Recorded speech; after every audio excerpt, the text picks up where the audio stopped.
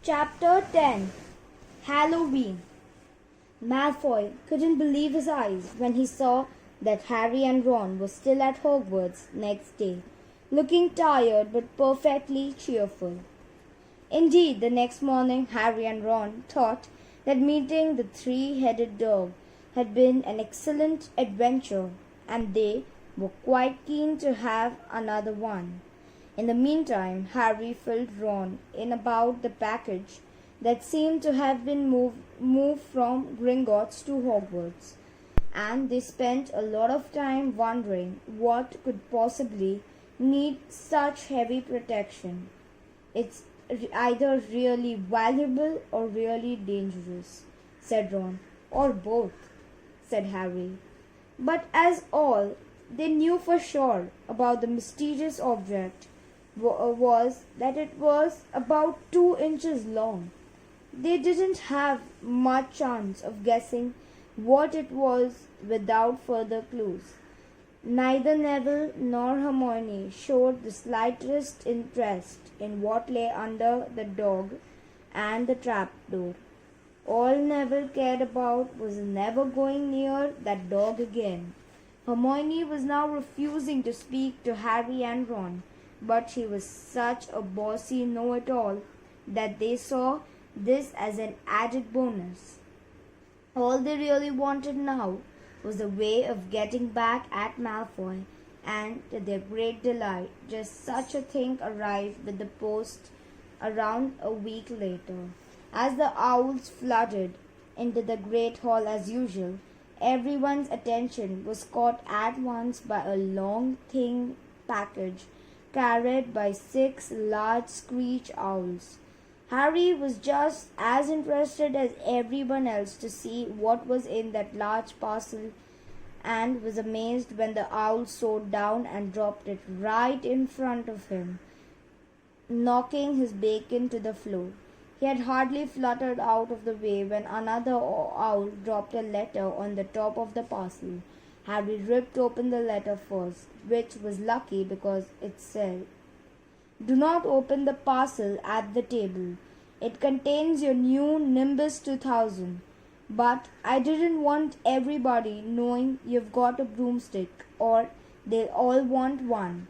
Oliver Wood will meet you tonight on the Quidditch pitch at 7 o'clock for your first training session.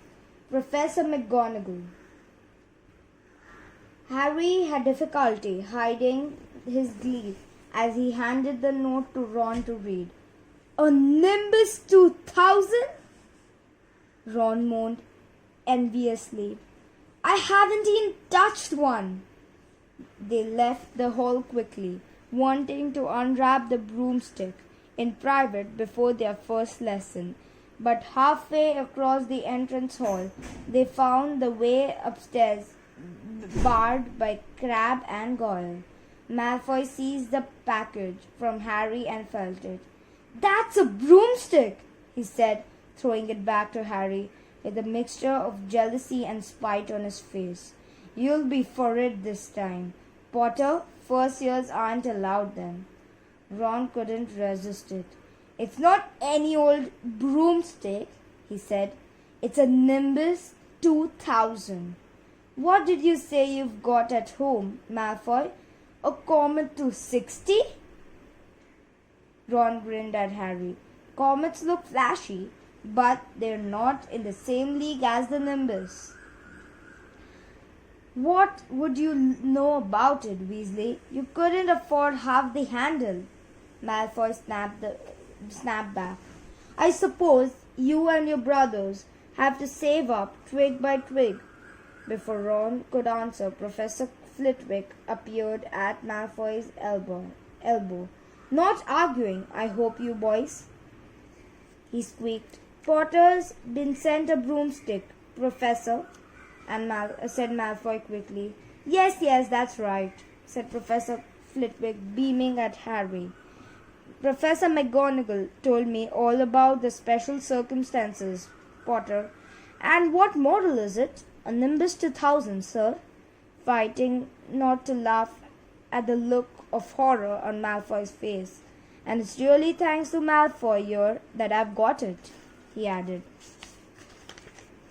Harry and Ron headed upstairs, smothering their laughter as Malfoy's obvious rage and confusion continued. Well, it's true, Harry chortled as they reached the top of the marble staircase. If he hadn't stolen Neville's Remember Ball, I wouldn't be in the team. So I suppose you think that's a reward for breaking rules, came an angry voice from just behind them. Hermione was stomping up the stairs looking disapprovingly at the package in Harry's hand. I thought you weren't speaking to us, said Harry. Yes, don't stop now. It's doing us so much good, said Ron. Hermione marched away with her nose to the air. Harry had a lot of trouble keeping his mind on his lessons that day. It kept wandering up to the dormitory where his new broomstick was lying under his bed, or straying off to the Quidditch pitch where he'd been learning to play that night. He bolted his dinner that evening without noticing what he was eating, and then rushed upstairs with Ron to unwrap the Nimbus 2000 at last. Wow, Ron sighed as the broomstick rolled onto Harry's bedspread. Even Harry, who knew nothing about the different brooms, thought it looked wonderful, sleek and shiny, with a mahogany handle. It had a long tail of neat straight twigs and Nimbus 2000 written in gold near the top. As 7 o'clock drew nearer, Harry left the castle and set off towards the Quidditch pitch in the dusk. He'd never been inside the stadium before. Hundreds of seats were raised in stands around the pitch so that the spectators were high enough to see what was going on. At either end of the pitch were 3 golden poles with hoops on the end. They reminded Harry of the little plastic sticks Muggle children blew bubbles through, except what they were 50 feet high. Too eager to fly again to wait for wood, Harry mounted his broomstick and kicked off from the ground. What a feeling! He swooped in and out of the goalposts and then sped up and down the pitch. The Nimbus 2000 turned whatever he wanted at his lightest touch. Hey Potter, calm down! Oliver Wood had arrived. He was carrying a large wooden crate under his arm. Harry landed next to him. Very nice, said Wood, his eyes glinting. I see what Professor McGonagall meant. You really are a natural. I'm just going to teach you the rules this evening, and then you'll be joining the team practice 3 times a week. He opened the crate. Inside were 4 different sized balls. Right, said Wood. Now, Quidditch is easy enough to understand. Not if it's not easy to play. There are 7 players on each side. 3 of them are called the chasers. 3 chasers, Harry repeated as Wood took out a bright red ball about the size of a football. The ball's called the quaffle, said Wood. The chasers throw the quaffle to each other and try to get it through one of the hoops to score a goal. 10 points every time the quaffle goes through one of the hoops. Follow me? The chasers throw the quaffle and put it through the hoops to score, Harry recited. So that's sort of like basketball on broomsticks with 6 hoops, isn't it? What's basketball? Said Wood curiously. Never mind, said Harry quickly. Now there's another player on the other side who's called the keeper. I'm keeper of Gryffindor. I have to fly around our hoops to stop the other team from scoring. 3 chasers, 1 keeper, said Harry, who was determined to remember it all. And they play with the quaffle. Okay, got that. So what are they for? He pointed at the 3 balls left inside the box. I'll show you now, said Wood. Take this. He handed Harry a small club, a bit like around his back. I'm going to show you now what bludgers do. Wood says, these are the two bludgers. He showed Harry two identical balls, jet black and slightly smaller than the red quaffle. Harry noticed that they seemed to be straining to escape the straps holding them inside the box. Stand back, Wood warned Harry. He bent down and freed one of the bludgers. At once the black ball rose high into the air and then pelted straight at Harry's face. Harry swung at it with the bat to stop it, breaking his nose, and sent it zigzagging away into the air. It zoomed around their heads and then shot at Wood, who dived on top of it and managed to pin it to the ground. See? Wood panted, forcing the struggling bludger back into the crate and strapping it down safely.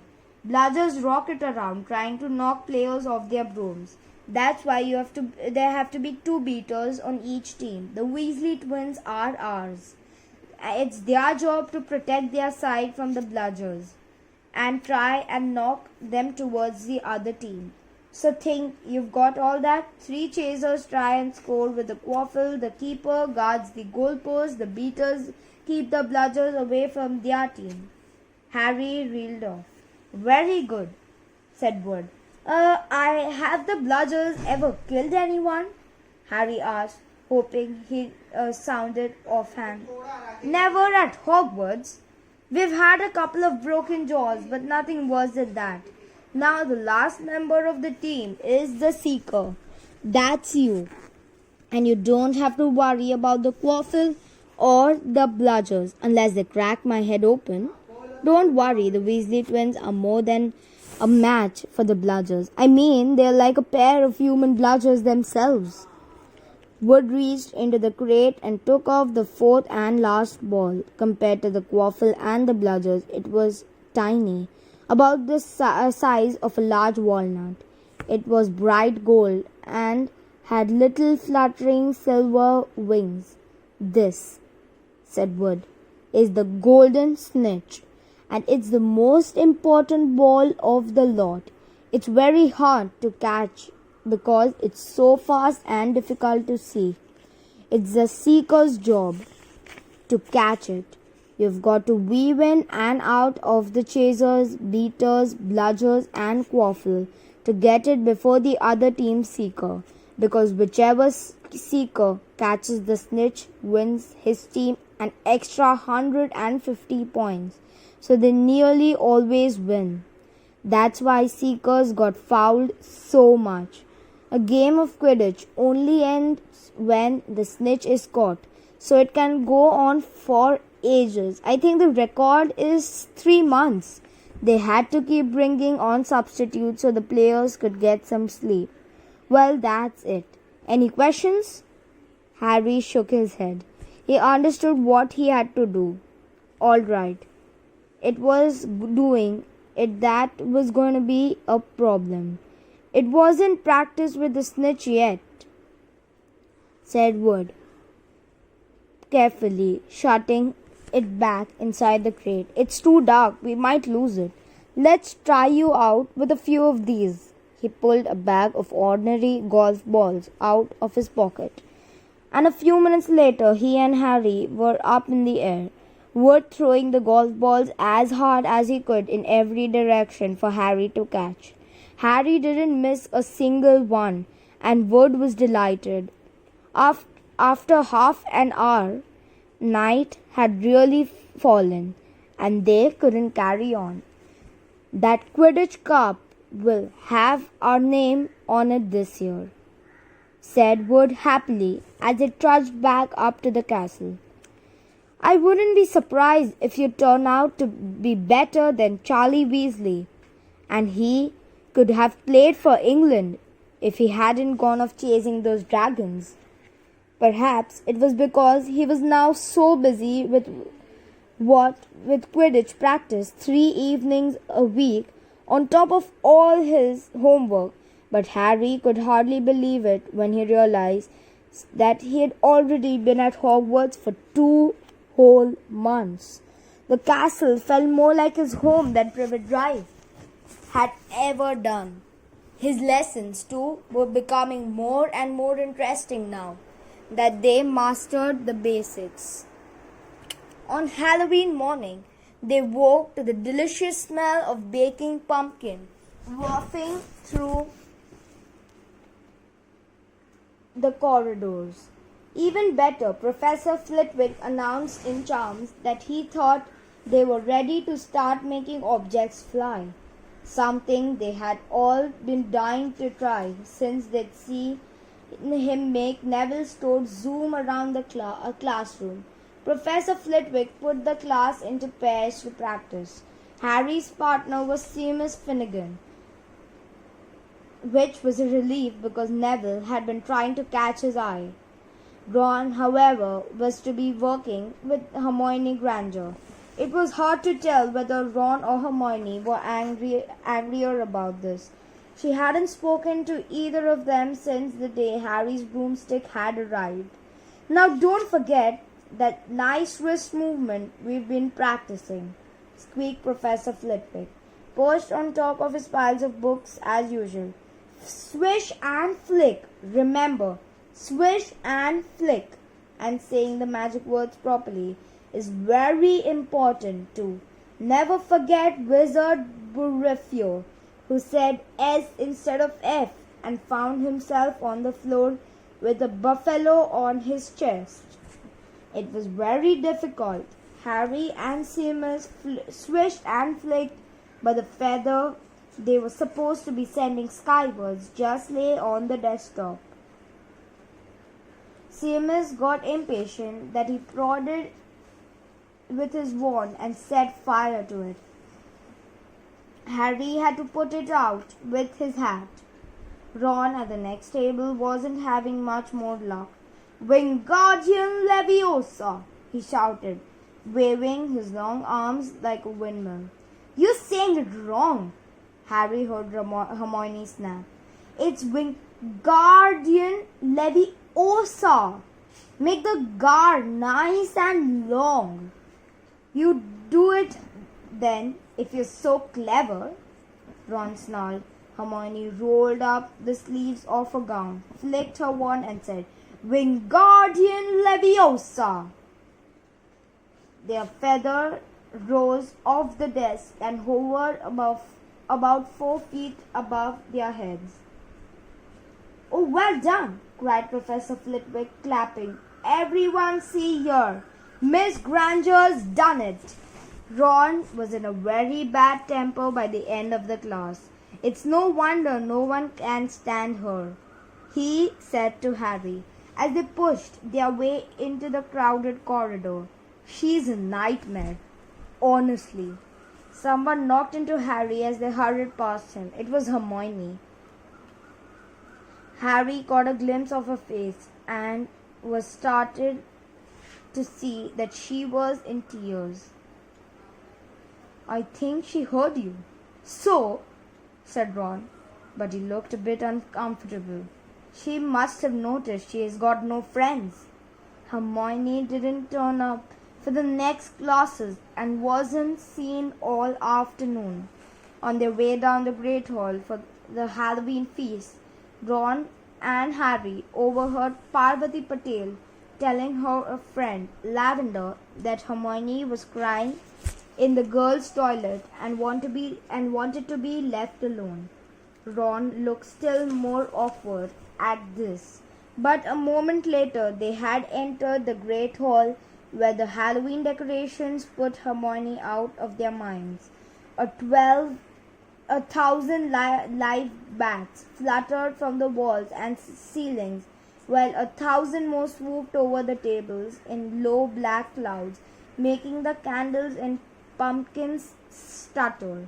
The feast appeared suddenly on the golden plates as it at the start of the term banquet. Harry was just helping himself to a jacket potato when Professor Quirrell came sprinting into the hall, his turban askew and terror on his face. Everyone stared as he reached Professor Dumbledore's chair, slumped against the table, and gasped. Trolls in the dungeons! Thought you ought to know. He then sank to the floor in a dead faint.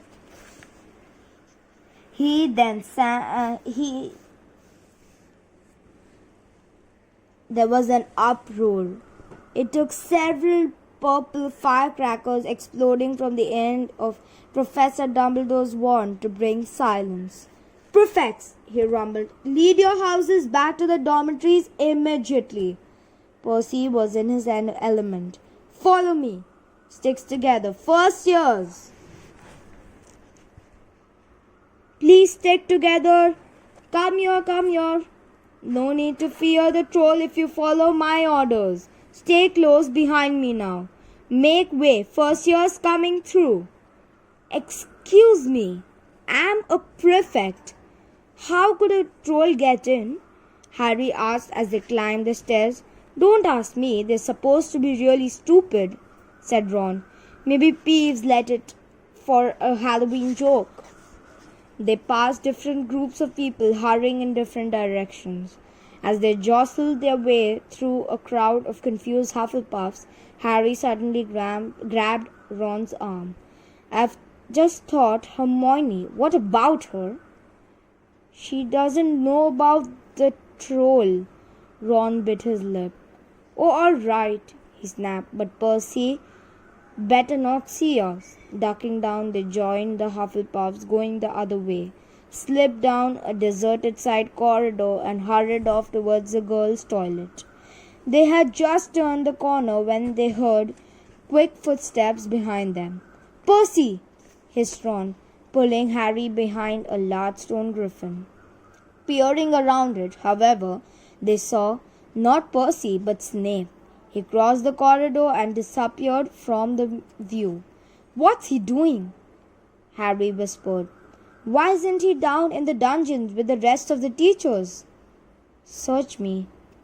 Quietly as possible, they crept along the next corridor after Snape's fading footsteps.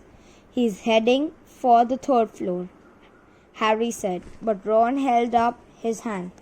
Can you smell something? Harry sniffed, and a foul stench reached his nostrils. A mixture of old socks and kind of public toilet. No one seemed to clean. And then they heard it, a low grunting and the shuffling footfalls of gigantic feet. Ron pointed at the end of a passage to the left. Something huge was moving towards them. They shrank into the shadows and watched as it emerged into the patch of moonlight. It was a horrible sight. 12 feet tall, its skin was dull, granite grey. Its great lumpy body like a boulder with its small bald head perched on top like a coconut. It had short legs, thick as tree trunks with flat, horny feet. The smell coming from it was incredible. It was holding a huge wooden club which dragged along the floor because its arms were so long. The troll stopped next to a doorway and peered inside. It waggled its long ears, making up its tiny mind, then slouched slowly into the room. The key's in the lock, Harry muttered. We could lock it in. Good idea, said Ron nervously. They edged towards the open door, mouths dry, praying the troll wasn't about to come out of it. With one great leap, Harry managed to grab the key, slam the door and lock it. Yes! Flushed with their victory, they started to run back up the passage. But as they reached the corner, they heard something that made their hearts stop, a high, petrified scream. And it was coming from the chamber. They just locked up. Oh no, said Ron, pale as the bloody baron. It's the girls' toilet, Harry gasped. Hermione, they said together. It was the last thing they wanted to do. But what choice did they have? Wheeling around, they sprinted back to the door and turned the key, fumbling in their panic. Harry pulled the door open. They ran inside. Hermione Granger was shrinking against the wall opposite, looking as if she was about to faint. The troll was advancing on the knocking sinks of the wall as it went. Confuse it, Harry said desperately to Ron, and seizing a tap he threw it as hard as he could against the wall. The troll stopped a few feet from Hermione. It lumbered around, blinking stupidly to see what had made the noise. Its mean little eyes saw Harry. It hesitated, then made for him instead, lifting its club as it went. "Oh, pea-brain!" yelled Ron from the other side of the chamber, and he threw a metal pipe at it. The troll didn't even seem to notice the pipe hitting its shoulder, but it heard the yell and paused again, turning its ugly snout towards Ron instead, giving Harry time to run around it. "Come on, run, run!" Harry yelled at Hermione, trying to pull her towards the door, but she couldn't move. She was still flat against the wall, her mouth wide open with terror. The shouting and the echoes seemed to be driving the troll berserk. It roared again and started towards Ron, who was nearest and had no way to escape. Harry then did something that was both very brave and very stupid.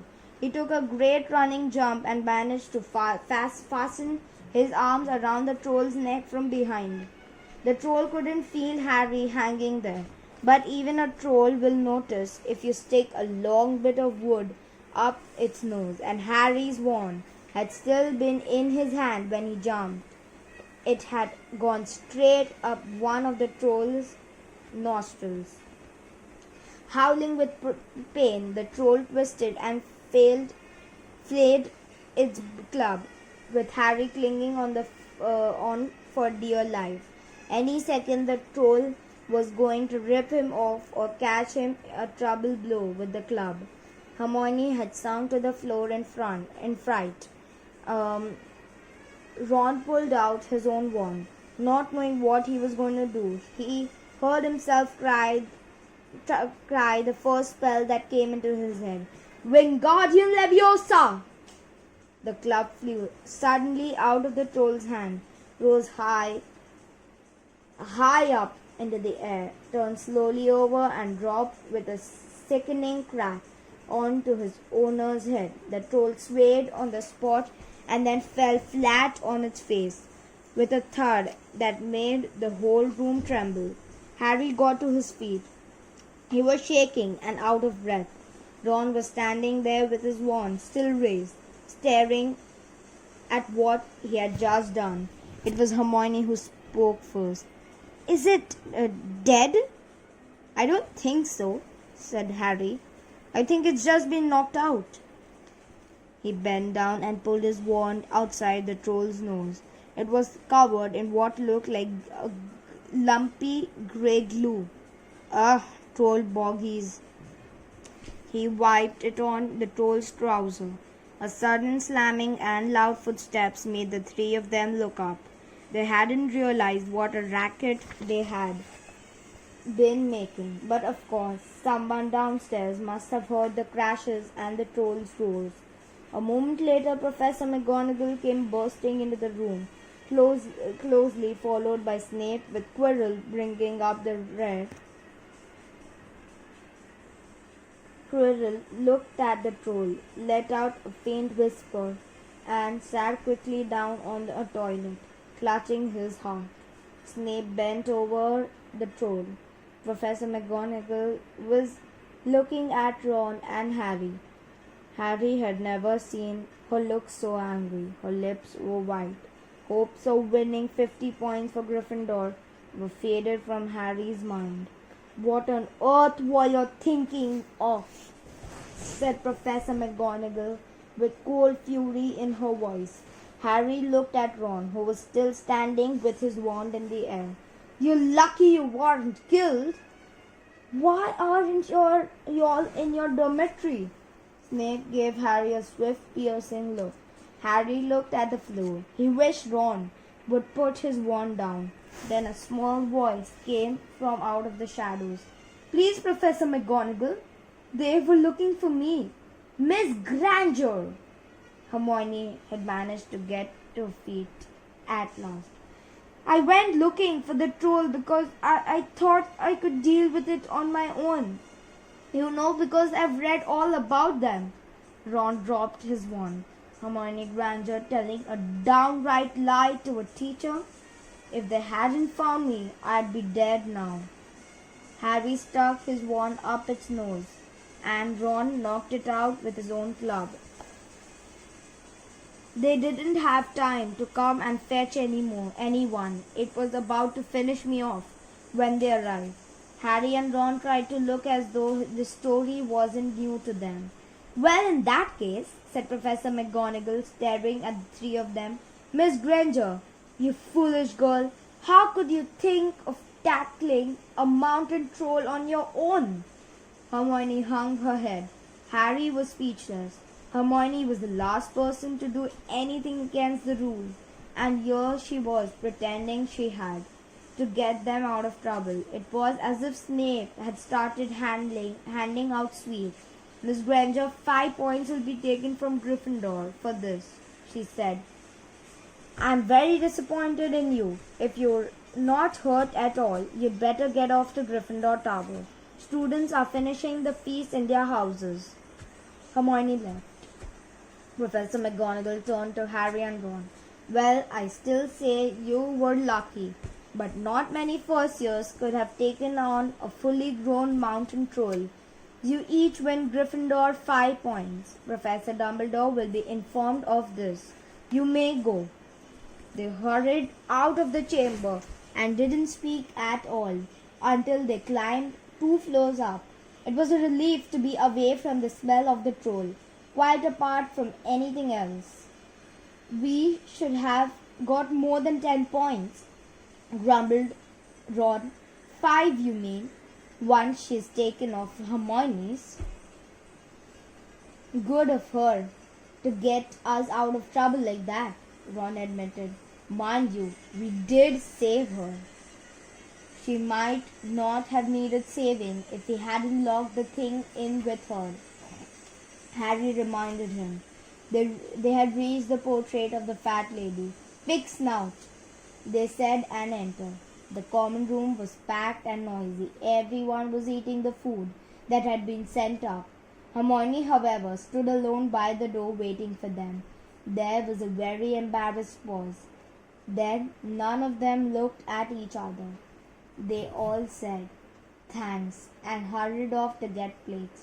But from that moment on, Hermione Granger became their friend. There are some things you can't share without ending up liking each other. And knocking out a 12-foot mountain troll in one of them